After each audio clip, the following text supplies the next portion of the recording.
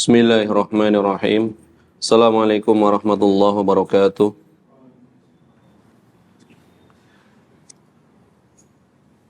Alhamdulillahirabbil alamin. Wa asyhadu an la ilaha illallah wahdahu la syarika lah. Wa asyhadu anna Muhammadan abduhu wa rasuluh. Sallallahu wasallam alaihi wa ala alihi wa sahbihi wa man tabi'ahum bi ihsanin ila yaumiddin, amma ba'd. Jamaah rahimani wa rahimakumullah.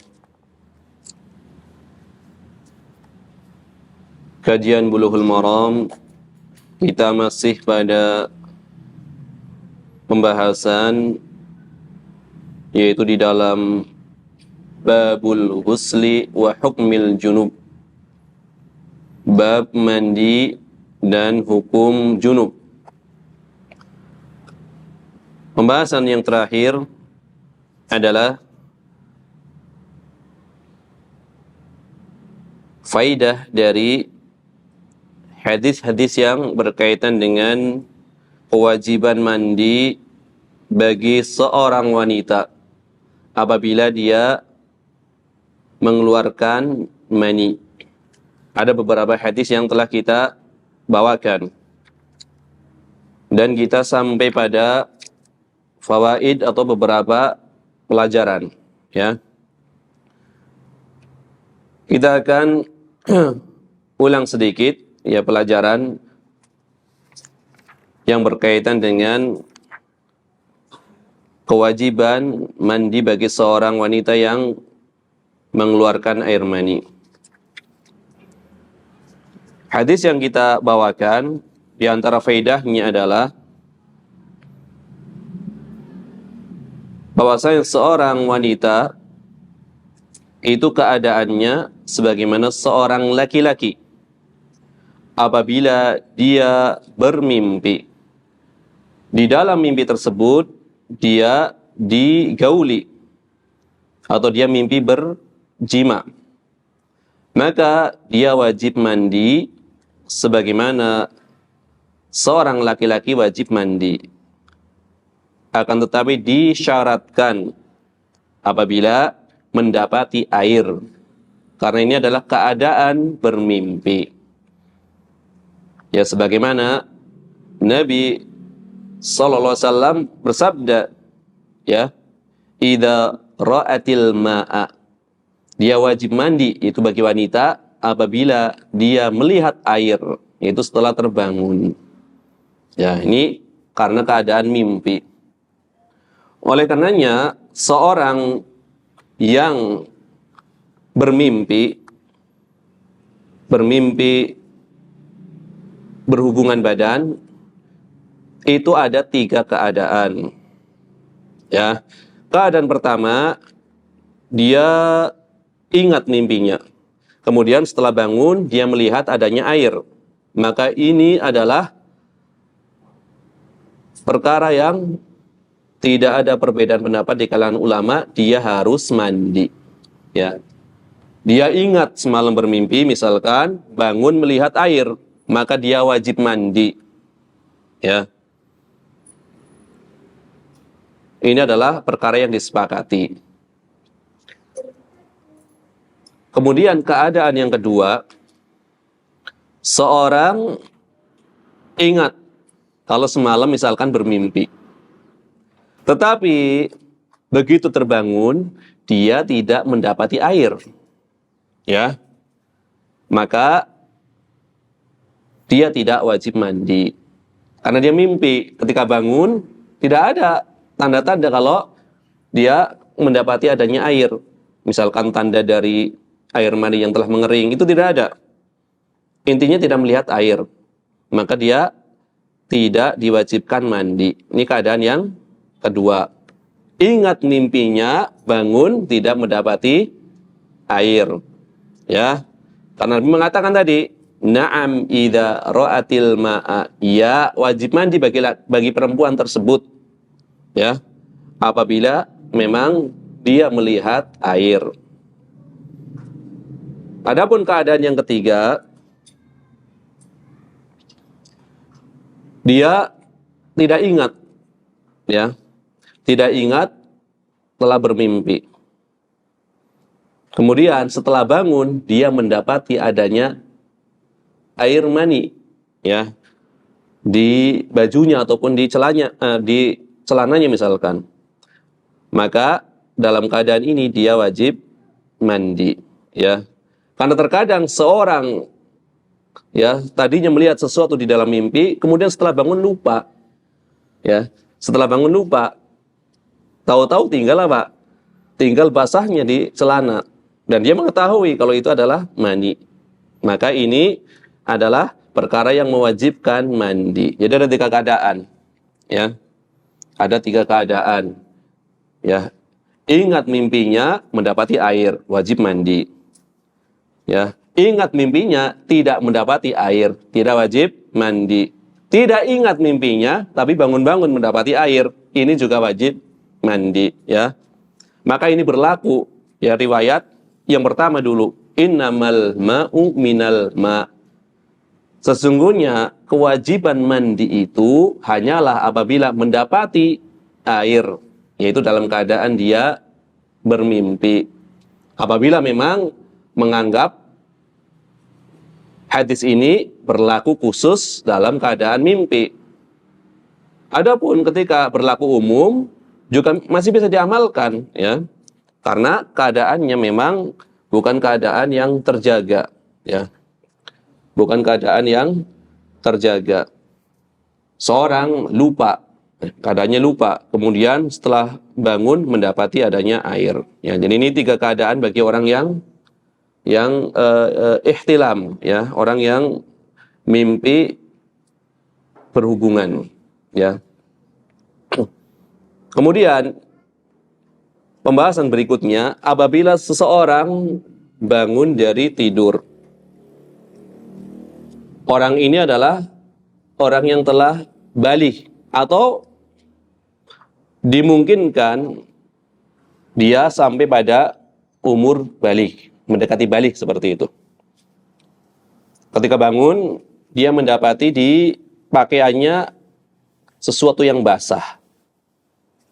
Tetapi dia tidak tahu ini air mani atau air yang selainnya, ya. Kemudian para ulama membahas, apabila sebelum tidur tadi dia memikirkan berjima, maka hendaknya air yang dilihat itu, ya, dihukumi sebagai air mani. Kalau tadinya memang memikirkan hubungan badan. Apabila sebelum tidur dia tidak memikirkan hubungan badan, maka sebagian pendapat mengatakan dia tetap mandi dalam rangka kehati-hatian. Ini pendapat yang pertama, ya. Tetap mandi dalam rangka kehati-hatian. Padahal dia tidak mengetahui, namanya mungkin baru mengalaminya, ya. Orang yang belum baligh tapi mendekati baligh, usianya secara usia mendapati sesuatu di celananya, dia nggak tahu ini mani atau air yang lainnya. Tapi dia sebelum tidur memikirkan berhubungan badan. Nah, maka menurut pendapat pertama, hendaknya dia mandi dalam rangka kehati-hatian. Ya, pendapat yang kedua, tidak perlu mandi. Ini adalah sebuah riwayat dari mazhab Hambali. Dan riwayat ini yang menyatakan dia tidak perlu mandi karena ragu-ragu, dia tidak mengetahui ini air mani atau yang lainnya, ya, tidak perlu mandi. Ini adalah sebuah riwayat di dalam mazhab Hambali. Ini dipilih oleh Syekhul Islam Ibnu Taimiyah rahimahullah taala, ya, sebagaimana beliau bawakan di dalam kitab Syarhul Umdah, ya, Syarah Umdatul Fiqih. Ya, Syekhul Islam Ibnu Taimiyah ketika muda, beliau mensyarah kitab fikih di dalam mazhab Hambali dengan syarah yang sangat luas. Tapi memang bukan untuk level pemula. Hanya baru sampai 5 jilid. Beliau sibuk dengan membahas akidah, kemudian perang dan lain sebagainya. Ini beliau tidak meneruskan syarahnya. Tapi hampir-hampir belum ada di dalam mazhab Hambali sebuah syarah di dalam kitab fikih yang lebih banyak riwayat ataupun asar yang dibawakan ya daripada yang beliau bawakan di dalam kitab Syarah Umdah. Sangat banyak riwayatnya. Ya. Di dalam pembahasan puasa kan babnya tidak terlalu banyak. Ya masih banyak sholat tentunya kan. Masih banyak pembahasan yang lainnya yang babnya membawakan masail yang sangat banyak. Ini di dalam pembahasan puasa saja Syekhul Islam Ibnu Taimiyah membawakan kurang lebih 1000 riwayat. Ini di dalam kitab puasa saja. Sampai-sampai ini para pentahqiq yang meneliti kitab itu, kan namanya hadis, biasanya Syekhul Islam Ibnu Taimiyah hanya membawakan dari sahabat fulan, ya. Kemudian dibawakan riwayatnya. Kan otomatis harus dirujuk kepada kitab asalnya. Ini pentahqiqnya ini kewalahan. Ini asal hadisnya dalam kitab apa? Ya, saking banyaknya riwayat yang beliau bawakan. Ini menunjukkan berarti beliau sangat menguasai riwayat, ya. Hafalannya sangat banyak. Ya. Ini sekedar meneliti saja kesulitan. Ini dari mana beliau membawakan riwayat-riwayat ini? Ini di dalam kitab puasa. 1000 riwayat. Pembahasan puasa saja. Ya. Hanya saja memang kitabnya tidak lengkap karena beliau tadi apa? Sibuk dengan berjihad. Sibuk dengan membahas akidah. Ya, menulis kitab untuk membantah kesesatan di antara kesesatan ya Syiah, Rafidhah dan lain-lain. Atau membahas tentang ya firqah secara umum di dalam Islam. Berarti ini ada dua pendapat. Dia jahil. Anak ini jahil. Tidak mengetahui ini mani atau air yang lainnya. Maka pendapat pertama, mandi dalam rangka hati-hati. Ya. Pendapat kedua, tidak perlu mandi. Ya. Karena mandi tersebut harus dibangun di atas keyakinan, ya. Maka dikatakan wa huna lam yatayaqqan al-muntabih annal balal maniyyu. Orang yang terbangun ini dia tidak yakin kalau basah tersebut itu diakibatkan karena mani. Fala yajibul ghuslu ma'asyak. Maka tidak wajib mandi ya disertai dengan keraguan ya li'annal asla bara'atu dhimmah.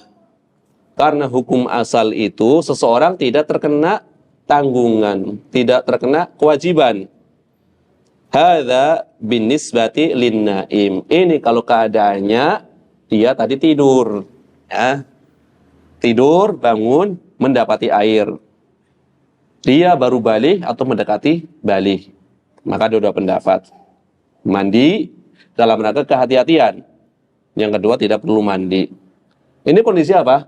Kondisi orang yang tidak bisa membedakan air mani dengan yang selainnya. Tetapi misalkan dia tahu ciri-cirinya, misalkan dicium bau mani seperti ini, dia tahu, ya tentu dia wajib mandi. Ini dalam keadaan jahil maksudnya.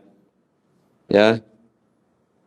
Belum pernah mendapati air, ketika bangun tidur tiba-tiba mendapati, dia jahil. Mani atau bukan? Nah, dirinci tadi, sebelumnya dia memikirkan berhubungan badan, hendaknya mandi. Kalau sebelumnya tidak memikirkan, maka dua pendapat. Ya, mandi untuk kehati-hatian atau tidak perlu mandi karena ada keraguan. Ya, seperti itu. Adapun dalam keadaan terjaga, kalau tadi kan tidur, ya, maka ya zahir riwayat innamal ma'u minal ma', air itu hanyalah berasal dari air. Air yang pertama mandi itu hanyalah diwajibkan karena keluar air. Maka keluarnya air mani itu mewajibkan mandi secara mutlak, ya, meskipun tidak ada syahwat dengan sebab apapun kalau dalam keadaan terjaga. Inilah yang dikuatkan di dalam mazhab Syafi'i. Ya. Orang keluar mani dalam keadaan terjaga, mau pakai syahwat ataupun tidak syahwat, wajib mandi. Ya, secara mutlak menurut mazhab Syafi'i. Dan ini adalah sebuah riwayat di dalam mazhab Hambali. Tetapi ya, riwayat yang muktamad di dalam mazhab Hambali adalah kebalikannya. Jadi ada keadaan seseorang keluar mani tapi bukan karena syahwat, misalkan karena sakit. Ya. Kalau dikatakan karena syahwat, biasanya keluarnya secara memancar, ya, secara memancar. Kemudian ada rasa nikmat setelahnya, ya. Jadi di dalam mazhab Syafi'i apa?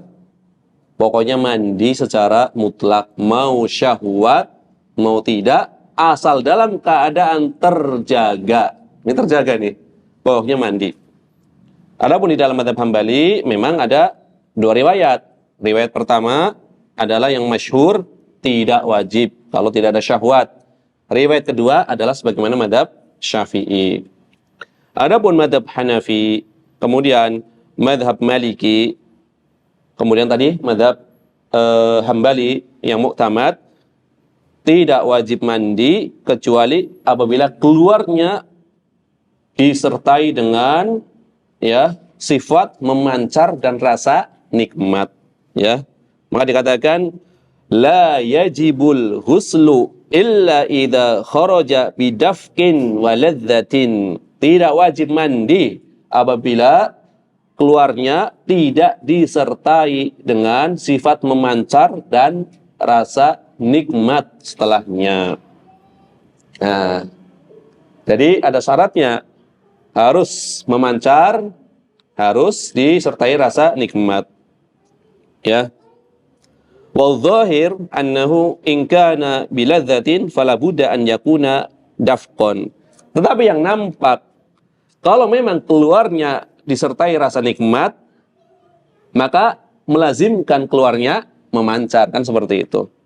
Sehingga penulis kitab Al-Muntaha, ya, Muntahal Iradat, ini kitab fikih di dalam mazhab Hambali muktamad yang menggabungkan antara kitab Al-Muqni, kemudian At-Tanqih wa Ziyadat, karya Imam Ibnu Najjar Al-Hambali. Beliau di dalam kitab ini hanya mencukupkan, ya, dengan penyebutan adanya rasa nikmat, tidak menyebutkan sifat memancar. Karena yang namanya keluar dalam keadaan rasa nikmat itu melazimkan keluarnya dengan cara memancar, kan seperti itu. Di antara ya dalil yang menguatkan pendapat ini,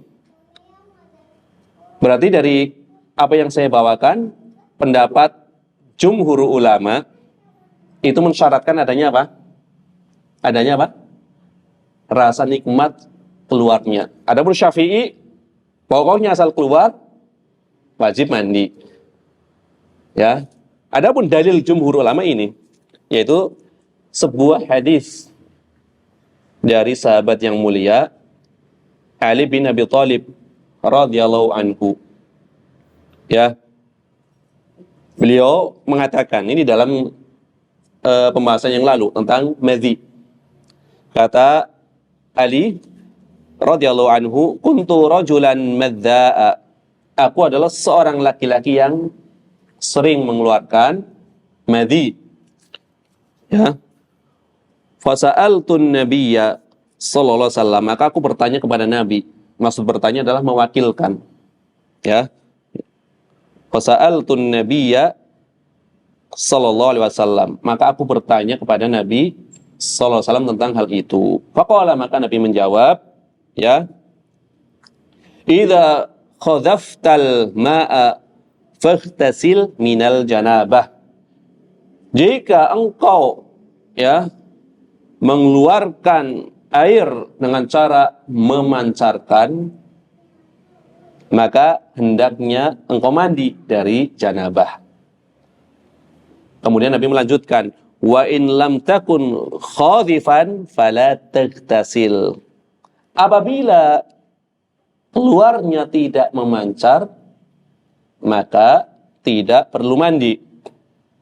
Ini sebuah riwayat. Riwayat yang lain, lafaznya adalah ya, idza fadhahtal ma'a faghtasil. Jika engkau telah mengeluarkan air dengan memancarkannya, maka hendaklah mandi. Berarti Nabi ya mengaitkan air yang menyebabkan mandi apabila air yang sifatnya memancar. Berarti melazimkan adanya nikmat. Berarti kalau keluarnya dalam keadaan selain itu, tidak ada syahwat, tidak memancar karena sakit misalnya, tidak mewajibkan mandi. Ya. Ini adalah diantara dalilnya. Ya. Riwayat ini telah kita ya bahas ya pada pembahasan hadis yang lalu yang berkaitan dengan madhi, air madhi. Tadi disebutkan apa? Idza khadaftal ma'a. Jadi al-khadaf. Kemudian idza fadahtal ma'a, al-fadah. Itu maknanya adalah ad-daf'u, memancar. Ya, berarti jika engkau mengeluarkan air dengan sifat memancar. Ya. Seperti itu. Wa 'ala hadza fawassuhu bid-dafqi aqrab wa awfaq. Maka berdasarkan riwayat ini mensifati keadaan air dengan cara memancar itu lebih dekat dengan dalil daripada keadaan nikmat, kan gitu. Kalau tadi penulis kitab Muntaha kan mengatakan keluar disertai nikmat, melazimkan keluarnya memancar. Tetapi riwayat ini justru tegas. Apabila engkau telah mengeluarkan air secara apa? Memancarkannya. Ya. Berarti apa? Ini lebih dekat kalau saatnya disebutkan tidak wajib mandi disebabkan keluar mani kecuali apabila keluarnya secara memancar, seperti itu. Ya, ini lebih dekat dengan dalil tadi dan sesuai dengan firman Allah Ta'ala di dalam surat At-Tariq, khuliqa min ma'in dafiq. Ya, ma'in dafiq artinya apa? Manusia diciptakan dari air yang memancar. Jadi dalil dari Al-Quran dan As-Sunnah itu mensifati keluarnya adalah secara memancar. Ya, tekanannya kuat, seperti itu.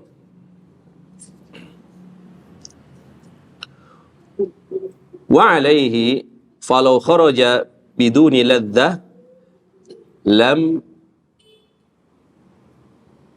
yujibil ghusla. Ya. Berdasarkan riwayat tadi, apabila keluarnya tidak disertai rasa nikmat, maka tidaklah mewajibkan mandi. Bal yakunu najisan walaysa maniyan. Maka dihukumi sebagai sesuatu yang najis, bukan mani. Ya. Kemudian riwayat innamal ma'u minal ma'i, sesungguhnya air itu berasal dari air, maka dibawa kepada makna air yang telah ma'ruf, yaitu yang keluar dengan ya memancar dan ada rasa nikmat setelahnya yang menyebabkan badan menjadi lemah dan menjadi letih apabila mengeluarkannya, kan seperti itu.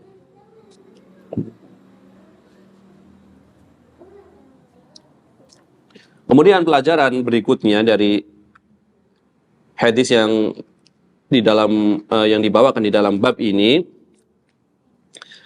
hadis ini sebagai dalil bahwasanya seorang perempuan apabila dia bermimpi kemudian mengeluarkan air mani sebagaimana laki-laki mengeluarkan air mani, maka ini merupakan adanya kesamaan ya hukum bagi keduanya, yaitu laki-laki dan perempuan. Karena janin yang di dalam perut itu, janin itu diciptakan atau tercipta dari gabungan dua mani. Mani seorang laki-laki dan perempuan. Ya. Sebagaimana firman Allah Ta'ala, "Inna khalaqnal insana min nutfatin amsyajin." Apa itu? Sesungguhnya kami telah menciptakan manusia dari air mani yang bercampur. Berarti apa? Gabungan mani laki-laki dan perempuan. Qala Ibnu Abbasin radhiyallahu anhuma. Ibnu Abbas radhiyallahu anhuma mengomentari ayat ini. Yang dimaksud dengan amsyajin, ya. Kan dikatakan min nutfatin amsyajin. Amsyajin maknanya adalah air yang telah bercampur, yaitu air mani laki-laki dan perempuan yang bercampur. Ibnu Abbas membawakan penjelasan yang panjang. Ma'ur rajul wa ma'ul mar'ah idza ijtama'a thumma yantaqilu ba'du min taurin ila taurin wa halin ila halin wa launin ila launin. Maksudnya apa air yang bercampur itu? Yaitu airnya seorang laki-laki dan wanita apabila berkumpul kemudian berpindah dari satu proses ke proses berikutnya, dari satu keadaan kepada keadaan berikutnya, dari satu warna kepada warna berikutnya. Kan berubah nanti kan? Warnanya berubah kan? Karena jadi warna darah dan seterusnya. Ya. Hakadha qala Ikrimah wa Mujahid wal Hasan wal Rabi Ibnu Anas. Ini adalah pendapat yang dipilih oleh Ikrimah, yaitu murid dari Ibnu Abbas, kemudian Mujahid, murid beliau pula, kemudian yang dipilih oleh Al Hasan dan Ar-Rabi Ibnu Anas. Al-amsyaj huwa ikhtilatul ma'ir rajul bima'il mar'ah. Yang dimaksud dengan al-amsyaj adalah percampuran antara air mani seorang laki-laki dengan seorang wanita, ya.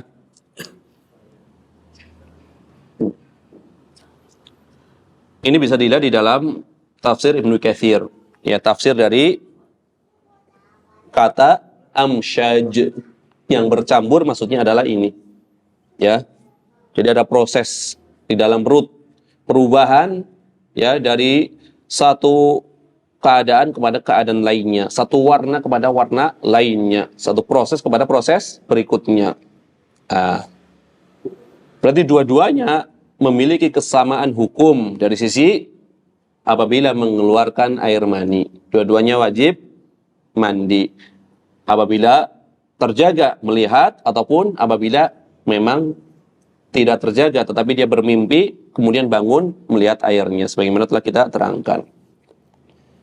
Kemudian pelajaran terakhir, ya, hadis ini sebagai dalil bahwasannya kemiripan seorang anak yang dilahirkan laki-laki maupun wanita mirip dengan ayahnya ataupun dengan ibunya, yaitu dibangun, ya, atau dikaitkan dengan kedua air tersebut.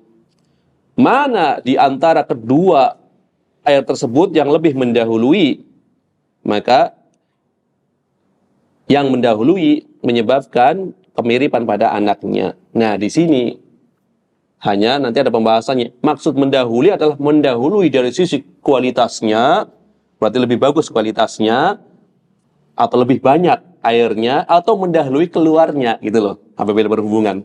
Mana yang lebih keluar duluan? Ya, jadi mendahului dari sisi apa? Dari sisi keluar duluan atau mendahului dari sisi apa? Lebih bagus kualitasnya. Itu ada pembahasannya yang panjang. Tapi intinya apa? Kemiripan tersebut diakibatkan karena apa? Karena, ya, kualitas dari salah satu, ya, dari dua orang, laki-laki maupun wanita. Mendahului apa? Hanya itu yang dibahas. Keluar duluan laki-laki, berarti laki-laki yang mendahului, kan seperti itu. Berarti nanti bayinya mirip jadi bapaknya. Cuma nanti ada rinciannya panjang, itu dibawakan oleh Syekh Mustafa Al-Adawi di dalam kitab Jami' Ahkamin Nisa, membawakan riwayat-riwayat bahwasanya wanita adalah saudara kandung laki-laki. Maksudnya nanti mirip ya sifat-sifatnya yang berkaitan dengan airnya. Nanti dirinci. Ya, dari sifat airnya lebih banyak, dari sifat mana yang keluar duluan, dari sifat kualitasnya dan seterusnya. Nanti ada rinciannya yang panjang. Maka di dalam ilmu kedokteran ini adalah disebut sebagai al-wirasah, ilmu genetika. Ilmu genetika. Ya. Wallahu taala a'lam. Kita lanjutkan hadis berikutnya.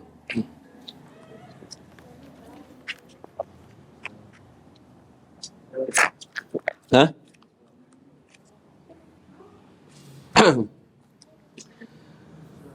Yaitu yang berkaitan dengan hukmul ghusli min taghsilil mayyit. Hukum mandi setelah memandikan mayit atau jenazah.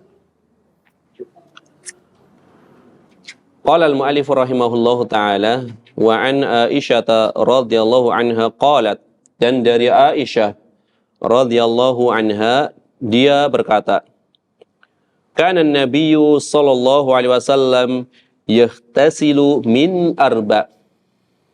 Adalah Nabi sallallahu alaihi wasallam beliau terbiasa mandi dari 4 perkara, 4 hal yang biasa beliau mandi dari 4 perkara. Minal janabah, itu dari janabah. Wa yaumal jum'ah, dan mandi pada hari Jumat. Wa minal hijamah, dan mandi dari berbekam, ya setelah berbekam. Wa min ghuslil mayyit, dan mandi setelah memandikan mayyit. Rawahu Abu Dawud. Hadis ini diriwayatkan oleh Imam Abu Dawud. Wa sahhahahu Ibnu Khuzaimah, dan disahihkan oleh Ibnu Khuzaimah. Ya, ini adalah riwayatnya. Apakah sahih riwayatnya atau dhaif? Maka akan kita bahas. Hadis ini diriwayatkan tadi oleh Imam Abu Dawud di dalam kitab At-Taharah. Ya, bab al-ghuslu yaumal jum'ah, mandi pada hari Jumat. Ini dalam kitab Taharah.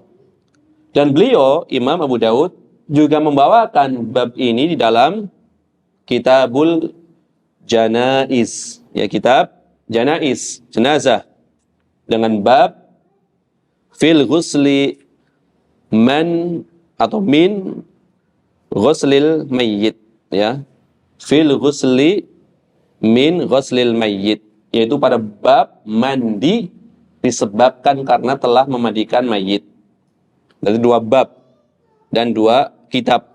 Kitab Taharah dan kitab Janaiz oleh Imam Abu Dawud. Demikian pula diriwayatkan oleh Imam Ibnu Khuzaimah, ya. Dari jalur Mus'ab Ibnu Syaibah, dari Talaq Ibni Habib Al-Anazi, dari Abdullah bin Az-Zubair, dari Aisyah. Abdullah bin Zubair berarti keponakan Aisyah. Maka Aisyah berkunyah dengan keponakannya karena tidak punya anak, Ummu Abdillah.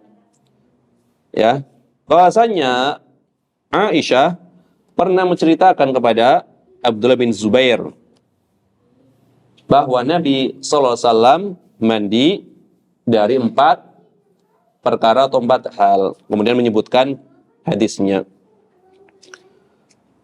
Kemudian di dalam riwayat Abu Dawud, riwayat yang dibawakan adalah riwayat perbuatan dari Nabi sallallahu alaihi wasallam. Ya. Kan ada hadis yang sifatnya perbuatan. Jadi disebutkan Nabi melakukan ini. Berarti ini adalah hadis yang meriwayatkan apa? Perbuatan. Ini di dalam riwayat Abu Dawud sebagaimana yang dibawakan oleh Al-Hafidz Al-Bulughul Maram. Kan ini perbuatan Nabi. Bukan ucapan Nabi kan ini. Hanya perbuatan Nabi yang diriwayatkan oleh Aisyah. Ini riwayat siapa? Abu Dawud. Adapun di dalam riwayat Ibnu Huzaimah adalah dari ucapan Nabi SAW. Ya, Nabi sendiri yang mengucapkan dengan lafaz yuhtasalu min arba. Ya, mandi itu disebabkan 4 hal. Berarti ucapan. Ya. Jadi 2 riwayat. Riwayat Abu Dawud yang dibawakan oleh Al-Hafidz dalam Bulughul Maram adalah perbuatan. Riwayat Ibnu Huzaimah adalah ucapan. Ya. Ini 2 riwayat. Tetapi hanya dibawakan satu jenis riwayat oleh Al-Hafidz. Yaitu yang berubah apa? Perbuatan. Padahal di dalam riwayat Ibnu Huzaimah adalah ucapan. Dia mengatakan tadi di ujung hadis washahahu Ibnu Huzaimah. Disahihkan oleh Imam Ibnu Huzaimah. Dari apa? Riwayat yang berupa ucapan, maksudnya gitu. Ya, riwayat yang berupa ucapan. Kemudian hadis ini juga diriwayatkan oleh Imam Al-Hakim. Ya. Diriwayatkan oleh Imam Al-Hakim. Kemudian Imam Al-Hakim mengatakan hadza haditsun sahihun ala syarti syaikhain wa lam yukhrijahu. Kata Imam Al-Hakim gini, hadis ini adalah hadis yang sahih sesuai dengan syarat 2 syekh. Berarti Imam Al-Bukhari dan Muslim. Tetapi kedua syekh tidak mengeluarkan di dalam kitabnya. Tidak memasukkan di dalam kitabnya. Mengeluarkan maknanya memasukkan. Karena takhrij, ya, membawakan hadis dengan membawakan riwayatnya secara lengkap dengan sanadnya bersambung sampai penulis kitab, namanya takhrij. Kalau untuk istilah ulama terdahulu, maka dikatakan, ya, misalkan kharrajahu atau akhrajahu. Syaratnya kata Imam Al-Hakim dari rawi-rawinya itu sesuai dengan syarat Al-Bukhari dan Muslim. Tetapi Imam Al-Bukhari Muslim tidak memasukkan di dalam kitab mereka berdua. Ya. Tetapi apa? Dikritik ini. Klaim kalau sesuai syarat Bukhari Muslim dikritik. Pernyataan siapa? Imam Al-Hakim, ya. Dikatakan wa tuqiba bi anna al-Bukhariya lam yukhrij li Mus'ab ibni Syaibah. Walidha qala Ibnu Abdul Hadi ala syarti Muslim. Tetapi dikritik karena Imam Al-Bukhari tidak mengeluarkan hadisnya dari seorang rawi yang bernama Mus'ab ibni Syaibah. Maka Imam Ibnu Abdul Hadi, ya, murid dari Syekhul Islam Ibnu Taimiyah, mengatakan ala syarti Muslim. Sesuai dengan syarat Muslim saja, bukan syarat Bukhari Muslim. Ya, ini dibawakan oleh Al-Imam Ibnu Abdul Hadi di dalam kitab At-Tanqih. Ya, kitab At-Tanqih. Imam Ibnu Abdul Hadi, ya, seorang pemuda yang banyak dijadikan sebagai rujukan di dalam ilmu hadis ketika itu oleh guru-gurunya, bahkan Imam Ibnu Abdul Hadi. Tapi umur beliau memang tidak panjang. Hanya 39 tahun. Ya. 39 tahun. Imam Az-Zahabi, Imam Ibnu Katsir, kalau mendatangi beliau kan sama-sama murid dari Syekhul Islam Ibnu Taimiyah. Kata mereka, ya, Ibnu Katsir dan Az-Zahabi, Imam Ibnu Abdul Hadi senantiasa mendatangi kami untuk mengambil faidah, tapi justru kami yang lebih banyak mengambil faidah dari beliau. Ya, sampai dikatakan, ya, sekiranya beliau diberikan umur yang panjang, maka beliau termasuk di antara keajaiban zaman, saking alimnya. Dan beliau adalah di antara 2 orang dari murid Syekhul Islam Ibnu Taimiyah yang paling banyak dimusuhi oleh sebagian, ya, pengikut Asy'ariyah. Paling banyak dimusuhi. Karena bantahan-bantahan, di antaranya beliau menulis kitab bantahan, ya, As-Sarimul Munqi fi Radd ala As-Subki, yaitu bantahan terhadap Imam As-Subki. Ya, sehingga ya kita harus mengetahui biar tahu keadaan kenapa mereka tidak senang dengan dua orang ini. Di antaranya adalah Syekh siapa itu yang mendirikan Nahdlatul Ulama? Ya, Hashim Asy'ari. Beliau kan punya kitab Risalah Ahli Sunnah wal Jamaah. Ya, tentu yang dimaksud adalah akidah Asy'ariyah. Maka di dalam kitab itu, ketika membahas tentang keadaan kaum muslimin di tanah Jawa, dari sisi akidahnya, dari sisi fikihnya, bahas panjang lebar, ya, agar berpegang teguh pada ya akidah Asy'ariyah, kemudian fikih di antaranya madhab Syafi'i dan seterusnya. Fikih madhab seperti itu.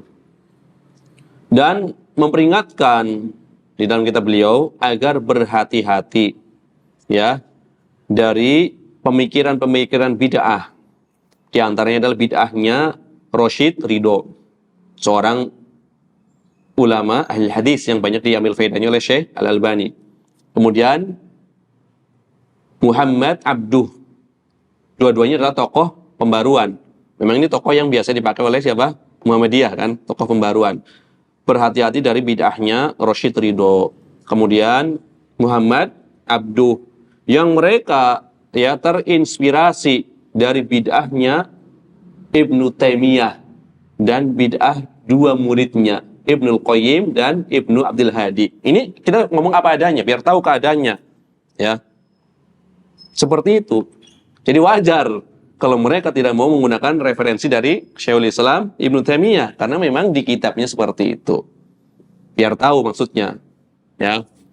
Ketika misalkan berdialog dengan tokoh-tokoh mereka, ya untuk maslahat membawakan pendapat ulama yang disepakati dulu. Tetapi memang ulama yang dikenal sebagai Ahlus Sunnah, yang seperti misalkan Al-Imam Syafi'i, Imam Ahmad, meskipun mereka tidak bermadzhab dan madzhab Hambali, mereka masih mau. Tapi kalau dikatakan dari Imam Ibnu Hadi, ya tentu tidak akan menerima, karena tokoh ini adalah tokoh yang diwaspadai. Ya kurang lebih seperti itu.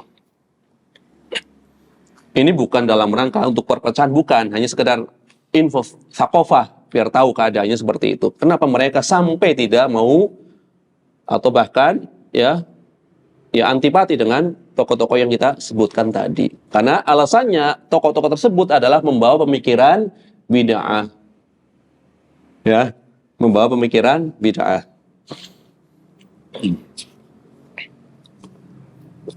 Kata Imam Ibnu Abdul Hadi, yang benar bukan syarat Bukhari Muslim, bukan sesuai syarat Bukhari Muslim, tetapi hanya sesuai dengan syarat Muslim saja, ya.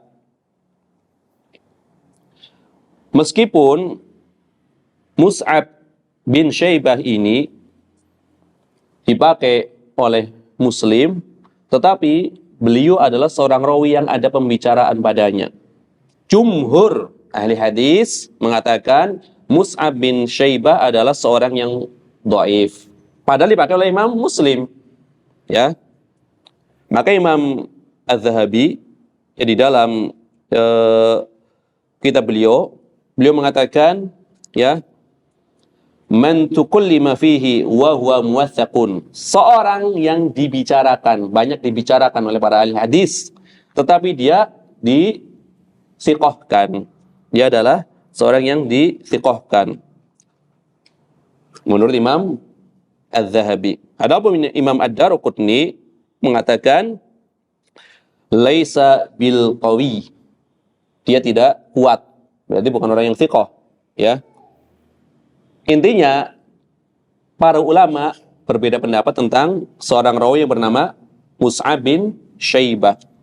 Ada yang menthiqahkan, di antaranya tadi Imam Muslim, di antaranya adalah Imam Yahya bin Ma'in. Yahya bin Ma'in adalah orang yang sangat ketat di dalam menilai seorang rawi. mensiqahkan rawi yang bernama Mus'ab bin Syaibah. Ya.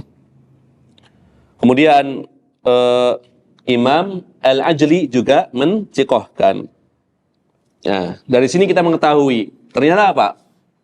Dari sisi menghukumi rawi saja, para ahli hadis berbeda pendapat. Ini kita belum membahas tentang hukum kandungan dari riwayatnya. Sudah berbeda. Jadi masalah dia siqah, dia dhaif, itu para ulama berbeda pendapat. Yang nanti perbedaan pendapat tersebut itu akan menimbulkan perbedaan fikih. Apabila dhaif berkaitan dengan hukum, tentu fikihnya dhaif kalau menggunakan hadis tersebut misalkan. Apabila memang sahih, maka fikihnya berarti sahih berdasarkan riwayat tersebut. Kan seperti itu. Jadi sebelum membahas fikihnya, pembahasan rawinya pun ijtihad. Ya. Jadi sahih dhaif itu adalah ijtihadiyah. Kemudian Imam Abu Daud setelah membawakan riwayat ini kan riwayat Abu Daud tadi ya. Maka Imam Abu Daud pada kitab Al-Janaiz kan beliau membawakan dua kitab. Pertama kitab Thaharah. Di kitab Janaiz di ujung hadis beliau mengatakan wa haditsu Mus'ab dhaifun. Hadisnya Mus'ab bin Syaibah ini adalah dhaif. Ya. Fihi khisalun laisal amal alaihi. Ya, di dalamnya ada beberapa ya perkara yang dibahas yang menyebabkan tidak beramal dengan hadis tersebut. Ini dinukil oleh Imam Al-Mizzi. Imam Al-Mizzi ya. Kawan dekat Syekhul Islam Ibnu Taimiyah. Mertua dari Imam Ibnu Katsir, seorang yang memandikan jenazah Syekhul Islam Ibnu Taimiyah, Al-Imam Al-Mizzi. Ya, pernah dipukuli karena mengajarkan kitab Khalqu Af'alil Ibad. Dipukuli di masjid. Kemudian ditolong oleh Syekhul Islam Ibnu Taimiyah. Kemudian dijadikan pengajar ya di masjid di Damaskus. Ya, di masjid di Damaskus. Di Dimashq. Nah, dari sinilah nanti silang pendapat para ulama. Al-Mizzi ini Asy'ariyah atau bukan? Ibnu Katsir Asy'ariyah atau bukan?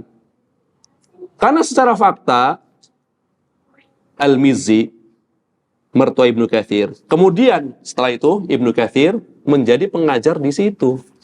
Sedangkan pengajar di situ disyaratkan harus berakidah Asy'ari. Ini perkara yang telah maklum bagi orang yang membaca kitab biografi para ulama. Nah, kemudian Imam Ibnul Qayyim memiliki seorang anak, itu pernah berdebat dengan Al-Hafidz Ibnu Katsir. Setelah berdebat, ada pernyataan Imam Ibnu Katsir seperti ini. Apakah engkau sangat membenci aku disebabkan aku seorang Asy'ari? Ibnu Katsir mengatakan seperti itu kepada anaknya, yaitu anaknya Imam Ibnul Qayyim. Maka anaknya Ibnul Qayyim hanya tersenyum. Ya. Seandainya ya dari atas kepala sampai kakimu ditumbuhi rambut, ya, tidak ada seorang pun yang percaya kalau engkau seorang Asy'ari. Karena engkau muridnya Ibnu Taimiyah. Bahkan dikatakan orang yang, ini sebagian orang yang tidak suka mengatakan, belum pernah ada orang yang fanatik terhadap Ibnu Taimiyah sebagaimana kefanatikan Ibnu Katsir. Sampai wafat pun harus dimakamkan di sampingnya sang guru. Makanya kan wafatnya kan berdampingan dengan kuburannya, berdampingan dengan kuburan Syekhul Islam Ibnu Taimiyah. Ibnu Hajar al-Asqalani, ini penulis kitab Bulughul Maram, ketika membawakan biografi Imam Ibnu Katsir, nanti ada bisa dilihat kalau yang memiliki tafsir Ibnu Katsir kan ada biografinya. Ada pernyataan Al-Hafidz Ibnu Hajar tentang Ibnu Katsir. Dikatakan beliau Al-Hafidz Ibnu Katsir adalah orang yang sangat fanatik terhadap gurunya yaitu Ibnu Taimiyah dan terfitnah dengannya. Ini bahasanya seperti itu. Ya. Ya. Bahasanya seperti itu, kita bawakan apa adanya. tetapi mengajar di masjid yang disyaratkan harus orang Asy'ari. Ini unik ini. Ya, sehingga orang-orang Asy'ariyah mengklaim Ibnu Katsir akidahnya tidak sama dengan Ibnu Taimiyah. Bahkan lebih jauh lagi, Imam Az-Zahabi juga tidak sama seperti Ibnu Taimiyah. Walaupun Imam Az-Zahabi bukan Asy'ari, tapi yang jelas bukan akidah Ibnu Taimiyah. Terus akidahnya siapa? Akidahnya Imam Ahmad bin Hambal. Nah, terus bedanya apa akidah Imam Ahmad bin Hambal dengan Ibnu Taimiyah? Ini kan banyak kerancuan. Selalu dipalingkan, ya. Ini serba-serbi. Seperti itulah ya faktanya. Dua orang ini ternyata mengajar di masjid atau di madrasah di Damaskus yang syaratnya harus berakidah ya Asy'ari. Ya. Kemudian kembali kepada hadis ini, Imam Ad-Daruqutni setelah membawakan hadis dari Mus'ab bin Syaibah, beliau mengatakan Mus'ab ibnu Syaibah laisa bil qawi wala bil hafidh. Mus'ab bin Syaibah bukanlah seorang yang kuat di dalam hadis, bukan pula seorang hafidh. Ini keras nih kritikannya dari Imam Ad-Daruqutni. Kemudian Imam At-Tirmidzi menukil dari Imam Al-Bukhari. Biasa kan paling sering bertanya kepada Imam Al-Bukhari. Hadits Aisyah fi hadzal bab laisa bidzaka. Hadis Aisyah ya di dalam bab ini bukanlah seperti itu riwayatnya. Jadi riwayatnya lain, bukan sebagaimana yang dibawakan di dalam bab ini. Nanti akan kita bawakan riwayatnya. Kemudian Imam Ibnu Abi Hatim menukil dari Imam Al-Athram. Ya. Imam Ibnu Abi Hatim, namanya siapa? Abdurrahman. Ya, bapaknya adalah Abu Hatim Ar-Razi. Imam Ibnu Abi Hatim menukil dari Imam Al-Athram. Pernah dengar Imam Al-Athram? Hah? Ini seorang imam yang sangat terkenal. Periwayat Masail, salah seorang periwayat masailnya Imam Ahmad bin Hambal. Salah seorang ya hufadz, para hafidz di zamannya. Imam Al-Athram. Bahkan banyak yang mengatakan Imam Al-Athram lebih kuat hafalannya dari Abu Zur'ah Ar-Razi. Ya. Antum tahu Abu Zur'ah Ar-Razi kayak apa hafalannya? Masuk pasar, tutup telinga. Ini Imam Al-Athram lebih hafidh lagi katanya. Nah, beliau pernah mendengar Imam Abu Abdillah, itu Imam Ahmad bin Hambal. Imam Ahmad bin Hambal mengomentari Mus'ab bin Syaibah, rawa ahaditsa manakir. Dia sering meriwayatkan hadis-hadis yang mungkar. Ya. Ini kata Imam Ahmad bin Hambal.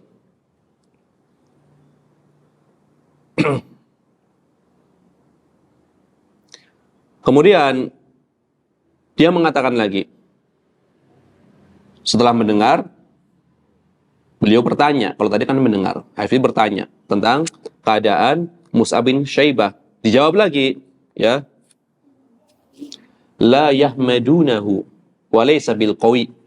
Para ahli hadis tidak memuji beliau dan beliau bukanlah orang yang kuat.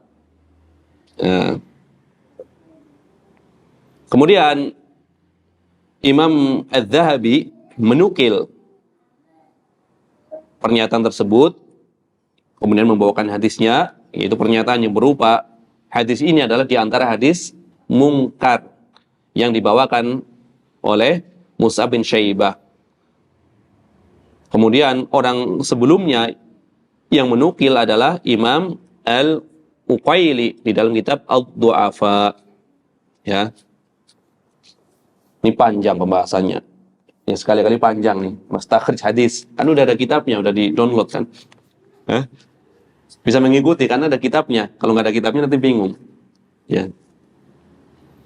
Kemudian Imam Al-Baihaqi mengatakan Imam Muslim itu mengeluarkan di dalam kitab sahihnya hadis dari Mus'ab bin Syaibah. Kan ini kan dipakai oleh Imam Muslim kan rawinya.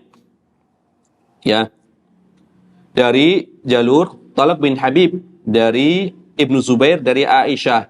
Nah, ini yang dikatakan tadi. Riwayatnya bukan riwayat yang dibawakan di dalam bab ini oleh Al-Hafidz. Riwayat yang dibawakan oleh Imam Muslim. Memang ada hadisnya, tapi bunyinya bukan seperti ini. Maka dikatakan tadi apa di awal? Ya. Haditsu Aisyah fi hadzal bab laisa bidzaka. Hadis Aisyah di dalam pembahasan ini bukan hadis yang dibawakan tadi. Bukan 4 perkara, bukan itu. Tetapi apa hadisnya yang dibawakan oleh Imam Muslim melalui jalur Mus'ab bin Syaibah dari Abdullah bin Zubair, dari Aisyah, dari bibinya. Ternyata apa? Nabi SAW yang mengatakan, ya, asyrun minal fitrah, 10 dari perkara fitrah. Jauh nggak dengan ini? Ini kan 4 perkara yang Nabi mandi darinya. Ternyata riwayatnya di Muslim bukan itu. Ternyata apa? Ada 10 perkara yang merupakan fitrah. Ya. Seperti itu. Maka ini yang dibawakan oleh Imam Muslim. Tetapi Imam Muslim ketika melihat pernyataan, kan ulama kan tadi banyak yang mudhaifkan, tidak kuat, kemudian banyak meriwayatkan hadis yang mungkar, maka dikatakan wadh-dhahir annal imama musliman lam yaltafit ila ma qila fi Mus'ab bin Syaibah fa huwa thiqatun indahu. Enggak berpaling pokoknya, enggak menoleh. Biar mereka mengatakan dia dhaif, yang penting menurut saya dia seorang yang thiqah.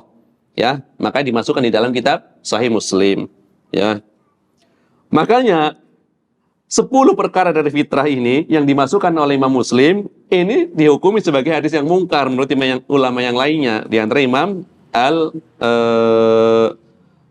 Al-Uqaili menukil dari Imam Ahmad bin Hanbal. Dari 10 perkara fitrah ini termasuk di antara hadis mungkar yang diriwayatkan oleh Mus'ab bin Syaibah. Padahal ada di dalam Sahih Muslim. Nah, kembali lagi nih. Ya, pernyataan para imam yang berbeda-beda tentang suatu rawi, jadi menyebabkan apa? Menyebabkan keadaan, ya, perbedaan, ya, hukum dari riwayat yang dibawakan. Apakah hukumnya sahih karena hadisnya sahih atau hukumnya dhaif karena hadisnya dhaif? Kan seperti itu. Ini ijtihad belum masuk pada ranah pembahasan fikihnya. Baru rawinya sudah rumit. Ya, sudah rumit. Makanya kalau kita hanya tahu, ya, kesimpulan akhirnya, tidak tahu asal usulnya, tentu akan meremehkan hal seperti ini.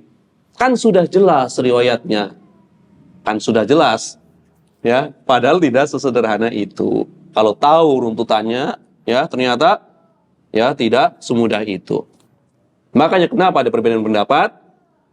Karena beberapa faktor tadi, sehingga seorang yang awam, ya, tidak boleh berijtihad, repot kalau berijtihad, hanya mendapatkan riwayat yang sudah dibuang, ya, sanadnya, kemudian asal usulnya, kemudian jalur-jalur yang banyaknya, hanya mendapati redaksi saja. Berdasarkan redaksi ini hukumnya berijtihad. Ya, begitu mudahnya. Ya. Makanya tidak boleh, ya, berijtihad kecuali ahli ilmu. Kita hanya menukil saja. Kemudian berarti hadis yang dibawakan oleh Imam Abu Daud ini, kata Syekh Abdullah Al-Fauzan setelah membahas panjang, wal hasil min dzalika annal hadis dhaifun. Kesimpulannya berarti hadisnya hadis yang dhaif. Ya. Karena tadi, ya, banyak yang mendhaifkan dari para imam. Hadisnya dhaif. Hanya hukumnya dhaif atau enggak, maka kita akan bahas. Karena banyak sekali yang mendhaifkan dari para ulama. Tadi siapa? Imam Ahmad bin Hanbal, kemudian Ali bin Madini.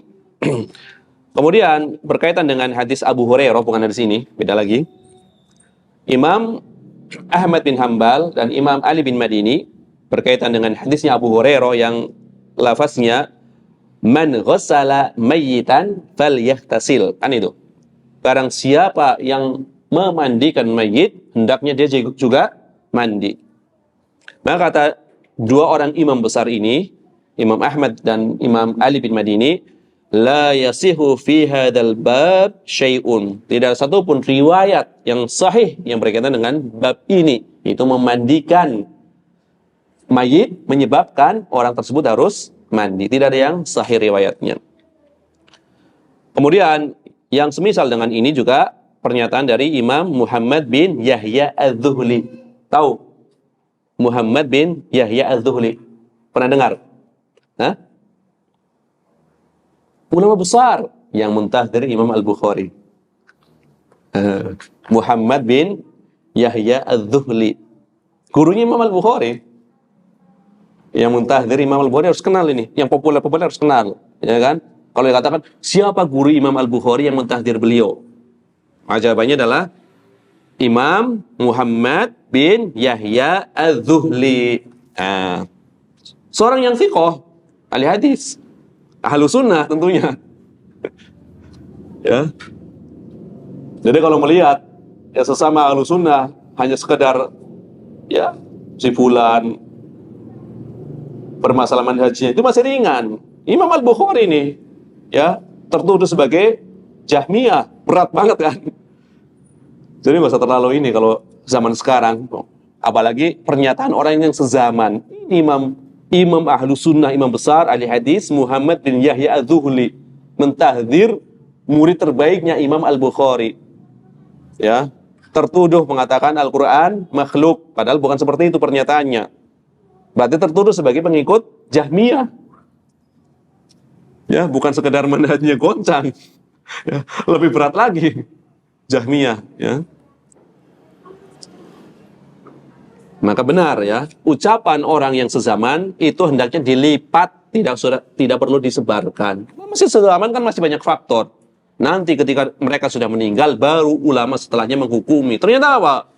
Ulama menghukumi yang lebih benar adalah Imam Al-Bukhari. Ya, terbukti kitabnya lebih bermanfaat. Hampir-hampir tidak ada yang kenal Muhammad bin Yahya Az-Zuhli, kecuali memang yang bergelut di dalam hadis. Buktinya tadi ditanya, tidak ada yang kenal.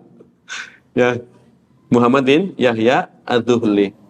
Tetapi Imam Al-Bukhari, orang awam pun tahu siapa Imam Al-Bukhari.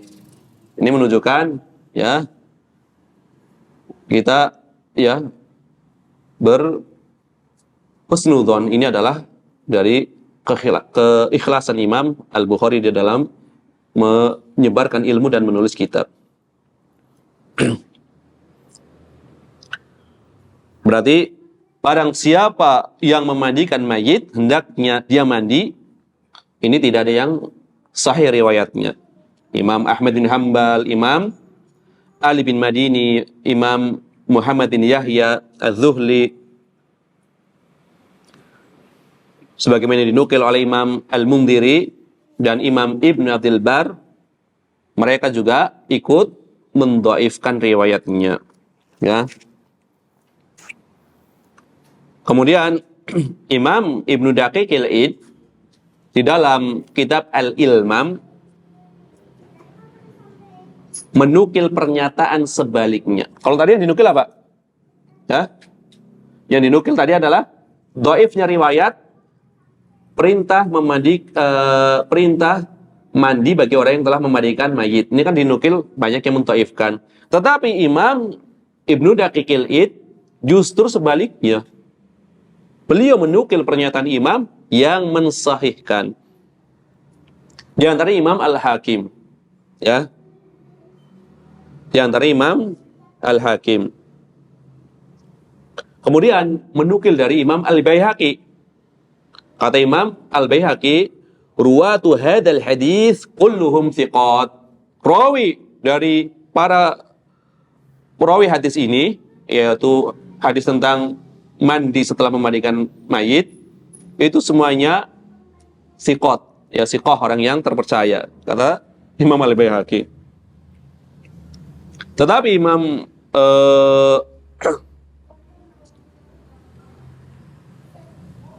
Imam Ibnu Daqiqil Id, beliau memberikan ya komentar ya, waqad ullila ya, bahwasanya hadis ini ada ilatnya, ada penyakitnya. Ya intinya hadis-hadis tersebut diperselisihkan ya. Yang menunjukkan kedhaifan riwayat tersebut adalah hadis riwayat dari Ibnu Abi Syaibah, diriwayatkan oleh Imam Ibnu Abi Syaibah dari Aisyah, bahwasanya Aisyah pernah ditanya tentang masalah mandi ini. Hal 'alal ladzi ya yughsilu al-mutawaffa uslun? Apakah wajib bagi orang yang telah memandikan mayit itu untuk mandi? Qalat, nah kata Aisyah, la, enggak wajib. Ya. Makanya Imam Ibnu Abdul Bar membawakan asar dari Aisyah ini di dalam kitab Al-Istidhkar. Asalnya di Musannaf Ibnu Abi Syaibah. Karena kan banyak fikih, banyak asar dari para sahabat. Dinukil pula oleh Al-Hafidh Ibnu Abdul Bar di dalam kitab Al-Istidhkar membawakan riwayat tadi. Maka beliau berkomentar, Ibnu Abdul Bar berkomentar, fadalla ala butlani hadithi Mus'ab bin Syaibah li'annahu law sahha anha ma khalafathu wa min jihatin nadar wal i'tibar la tajibu taharah ala man lam yujibha Allahu alaihi fi kitabihi wala aujabaha rasuluhu min wajhin yashhadu bihi alaihi wala tafaqa al ulama'u ala ijabiha. Ini pernyataan bahwasanya hal tersebut tidaklah wajib karena kewajiban toharoh itu harus berdasarkan apa yang diwajibkan oleh Allah dan Rasulnya ya. Kemudian tidak ada kesepakatan para ulama tentang kewajiban mandi dari memandikan mayit, tidak ada kesepakatannya. Maka hal tersebut menunjukkan kedhaifan riwayat tersebut. Ini kata Imam Ibnu Abdul Bar. Kemudian ya, ini masih berkaitan dengan hadis yang berkaitan dengan apa? Memandikan mayit yang menyebabkan mandi bagi yang memandikannya. Imam Ibnu Turkumani berasal dari kata Turki iman kan, Turk iman, maka disebutkan Turkumani, menjadi suatu daerah. Imam Ibnu Turkumani, ini ahli hadis, mengatakan waqad sahha an Aisyah, telah sahih riwayat dari Aisyah, pernyataan dari Aisyah radhiyallahu anha, ingkarul husli min ghuslil mayyit, pengingkaran bagi orang yang mewajibkan mandi setelah memandikan mayit. Ini ada nukilan dari Aisyah ya.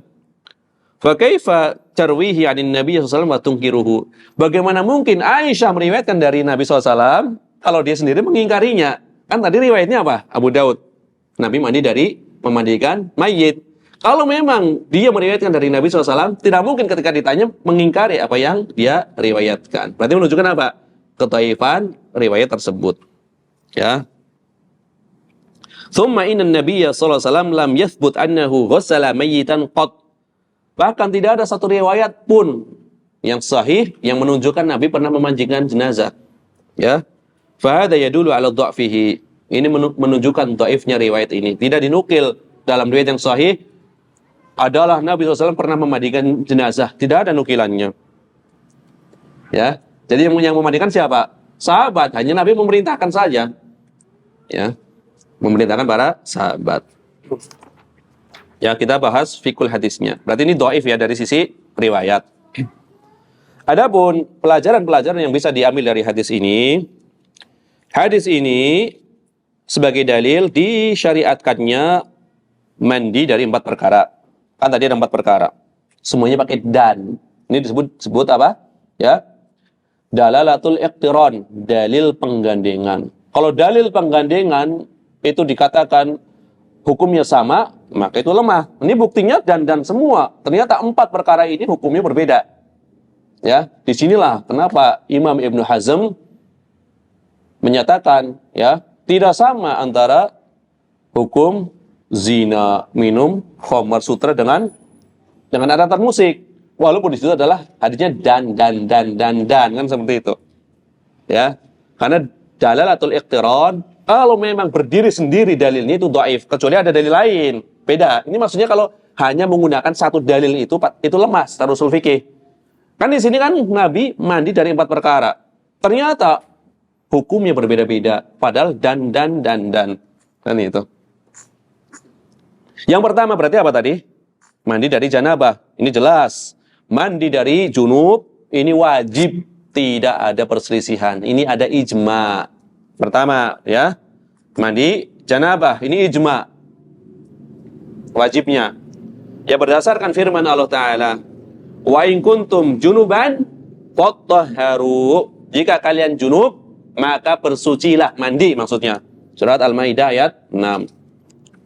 Yang kedua, yaumal jum'ah, mandi Jumat. Dari sinilah para ulama berbeda pendapat. Nanti ada hadis khusus, akan kita panjangkan di hadis khususnya. Tetapi ya secara umum yang akan kita bahas, mandi pada hari Jumat menurut jumhur mayoritas ulama adalah mustahab, dianjurkan. Nanti akan ada pembahasannya. Sebagian ulama mengatakan wajib. Yang wajib pun terbagi menjadi 2 pendapat. Wajib karena sholat Jumatnya atau wajib karena hari Jumatnya, meskipun telah berlalu waktu sholat Jumat. Ini bagi yang wajib. Tapi jumhur mengatakan sunnah. Yang ketiga adalah hijamah, yaitu dari berbekam. Ya, wal huslu minal hijamah sunnatun 'inda ba'dil ulama. Sebagian ulama, bukan seluruh ulama, sebagian ulama berpendapat mandi setelah berbekam adalah sunnah. Ini 3 mandi udah beda-beda hukumnya. Ya, ada yang ijma, ada yang diperselisihkan. Ya, sebagian ulama mandi dari berbekam sunnah. Inilah yang dipilih oleh Syekh Abdul Aziz bin Baz. Kalau untuk ulama zaman sekarang, sebagian. Berarti jumhur sunnah nggak? Jumhur tidak sunnah. Ya, jumhur ulama tidak disunahkan mandi setelah berbekam. Tapi sebagian ulama memang mensunahkan. Di antara ulama kontemporer yang sekarang adalah Syekh Abdul Aziz bin Baz. Jumhur berpendapat li'adami dalil, tidak ada dalil yang sahih maksudnya. Ya. Telah datang riwayat dari Imam Ahmad bin Hanbal, pernyataan dari Imam Ahmad bin Hanbal, la yaghtasil minal hijamah, tidak perlu mandi dari berbekam. Walaysa yathbutu 'anin nabiy sallallahu alaihi wasallam, tidak satu pun riwayat yang sabit yang sahih dari Nabi sallallahu alaihi wasallam. Ini kata Imam Ahmad bin Hanbal. Ya, di dalam masail beliau yang diriwayatkan dari putra beliau yaitu Abdullah bin Ahmad bin Hanbal. Demikian pula nukilan ini juga dibawakan oleh Al-Imam Ali bin Sulaiman Al-Mardawi di dalam kitab Al-Insaf. Ya. Al-Insaf itu adalah tarjih di dalam madhab Hambali. Riwayat berbeda-beda dibawakan di dalam Al-Insaf. Ini yang rajih di dalam madhab. Gitu. Setelahnya nanti muncul kitab-kitab yang turunan dari kitab Al-Insaf dan Al-Muqni. Hal tersebut kenapa tidak wajib? Ya karena bekam itu ya semisal dengan mimisan, kan gitu. Kayak darah mimisan, ya tinggal dicuci saja. Tinggal dibersihkan saja, maka tidak wajib. Tidak ada dalil yang mewajibkan, maka tidak sunnah. Tapi sebagian ulama mengatakan sunnah, berdalil dengan hadis dhaif tadi, yang adalah Syekh Abdul Aziz bin Baz. Di antara hikmah ya disunahkan mandi dari berbekam bagi yang mengatakan sunnah, karena berbekam ini kan menyebabkan badan menjadi lemah disebabkan karena keluarnya darah. Ya, berbekam menyebabkan badan menjadi lemah karena disebabkan keluarnya darah. Sedangkan darah ini adalah salah satu faktor yang menyebabkan seorang kuat, bugar, ya. Karena menyebabkan lemah, menyebabkan letih, yang menyebabkan seseorang tidak memiliki semangat untuk beraktivitas setelah keluar darah, maka dengan cara mandi bisa mengembalikan semangatnya. Nah, itu maka dianjurkan dari sisi ini, biar semangat lagi nih, ya. Kemudian yang terakhir tadi adalah taghzilul mayyit, yaitu memandikan mayit. Maka mandi dari memandikan mayit telah kita bahas ya pada pembahasan nawaqidul wudu dari hadisnya Abu Hurairah. Hadis yang ke-10 dari pembahasan nawaqidul wudu ya. Maka pendapat yang lebih tepat dari kalangan para ulama adalah disunahkan. Ya, disunahkan saja, tidak sampai wajib. Jadi 4 perkara ini, junub mandinya adalah wajib secara ijma, tidak ada perbedaan pendapat. Hari Jumat nanti kita akan bahas lebih lanjut. Berbekam tidak sunnah. Memandikan mayit setelah itu mandi berarti sunnah. Jadi yang belum dibahas adalah mandi Jumat. Insyaallah taala akan kita bahas pada hadis berikutnya nanti. Wallahu a'lam. Subhanakallahumma bihamdika asyhadu an la ilaha illa anta astaghfiruka wa atubu ilaik. Walhamdulillahirabbil alamin. Wassalamualaikum warahmatullahi wabarakatuh.